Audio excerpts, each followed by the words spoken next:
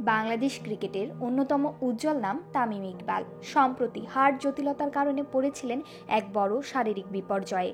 তবে এখন তার শারীরিক অবস্থা আগের চেয়ে অনেকটাই উন্নতির দিকে। চলুন জেনে নেই তামিম ইকবালের সর্বশেষ অবস্থা। গত ২৮ মার্চ রাজধানীর এভার কেয়ার হাসপাতাল থেকে বাসায় ফেরেন তামিম। দুপুরের দিকে হাসপাতাল ছাড়েন তিনি। বিসিবির চিকিৎসকদের মতে তখন তিনি বেশ ভালো ছিলেন, তাই চিকিৎসকদের পরামর্শেই বাড়ি ফেরানো হয় তাকে। গত এক সপ্তাহ ধরে নিজ বাড়িতেই অবস্থান করছেন তামিম ইকবাল। পুরোপুরি সুস্থ না হলেও তার অবস্থার বেশ উন্নতি হয়েছে বলে জানিয়েছেন তার চাচা ও সাবেক ক্রিকেটার আকরাম খান। তবে এখনও পরিবার চূড়ান্তভাবে ঠিক করেনি তামিমকে দেশের বাইরে নেওয়া হবে কি না।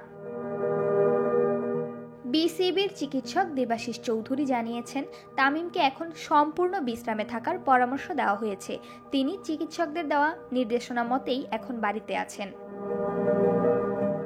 তামিমের পরিবার উন্নত চিকিৎসার জন্য দেশের বাইরে নেওয়ার পরিকল্পনা করলেও লম্বা ভ্রমণের জন্য যে ফিজিক্যাল ফিটনেস দরকার, তামিম এখনও সে পর্যায়ে আছেন কিনা এটাই এখন চিন্তার বিষয়। আপাতত বাইরে যাওয়া হচ্ছে না, তবে ভবিষ্যতে এ বিষয়ে সিদ্ধান্ত নেবে তার পরিবার।